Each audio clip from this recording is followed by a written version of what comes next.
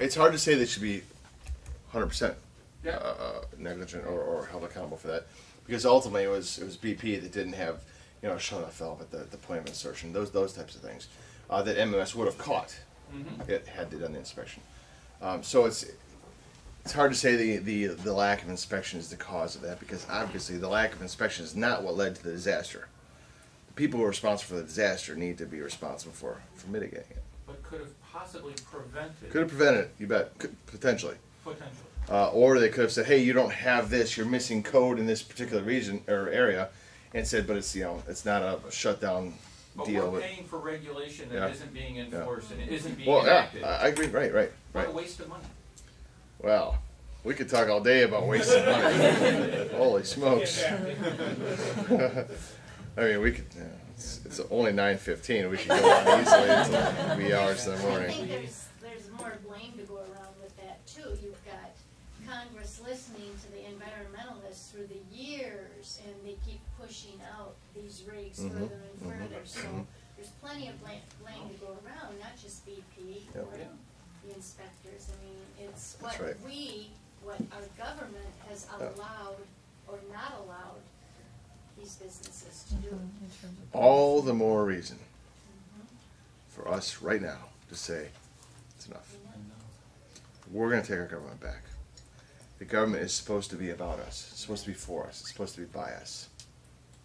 We're going to make it happen. But and the thing is, it's always the minority groups, and it even gets into lobbyists and such. You know, we've got the majority of people that say, yeah, we need the oil, we need all of this, but it's the environmentalists or a different group saying, no, we don't want you to do this. And our government's so afraid of these small groups of people. I just don't understand that.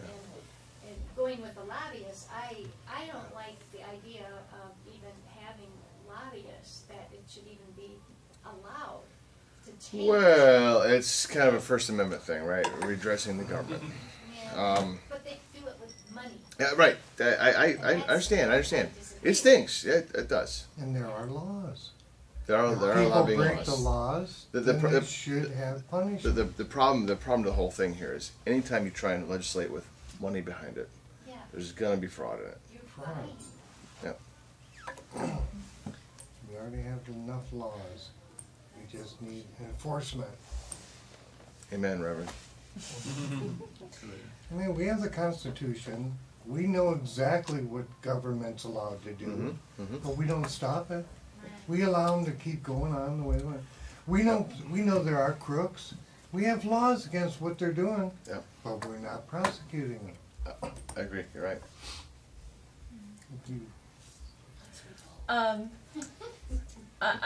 I look at some of actually one of the things that really has disturbed me in the last few months is the shooting that took place down at Fort Hood, which I see as being largely allowed because of political correctness. I mean, that's the only way to put it, really. And I've done a little bit of research myself on the history of the politically correct movement, and it really is a Marxist push in order to reframe debates on certain territory. It's constant criticism to ensure that the opposition is always forced onto your own ground. And I guess what I'm wondering is, how do we begin to strip away that political correctness? I'm not talking about allowing intolerance or going back to widespread racism or anything like that, but how do we begin to sort of strip away that politically correct layer so that we are making sure that we are accomplishing the things that we need to accomplish, that we are protecting the people we need to protect, without... That's the key right there, Kirsten. Let me cut you off for just a second, because you're explaining my answer for me. That's so fun. Great! I could run for office.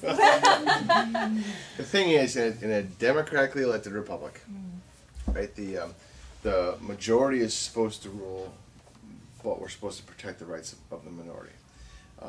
And that does not mean catering to them so that they won't be offended. That means protecting their rights. And political correctness has found a crevice somewhere in there between the protecting their rights and allowing them to scream discrimination or whatever. You pick the flavor of the day. If their emotions are hurt or something like that. So in order to crack down on political correctness, we just need to recognize what the basics are of how our government functions. It is based on a democratically elected Republican and the tenets thereof, which means that the majority will have the rule, and the rights of the minority will be protected, but their feelings won't necessarily be the things that are protected. Yeah, exactly. Okay. Right. We have to recognize what rights are versus emotions. Okay. We're catering right now to emotions, which is to our detriment. Okay, well, just as a follow-up then, my guess is that any senator or congressman or whoever who stands up against those railings of, the hard left or whoever it happens to be, is going to come under some pretty serious attack. Yeah. They're going to probably be labeled racist and whatever else. Sure. So how do you stand up? I mean, I know that you are a man of principle and you've already explained that pretty well. But how do you fight that? Basically, I see it as a PR war, and I'm wondering how you get the PR spinning your way. I mean, I hate that term. It's really difficult when emotions can be explained on a bumper sticker. And logic requires a paragraph. That's the challenge.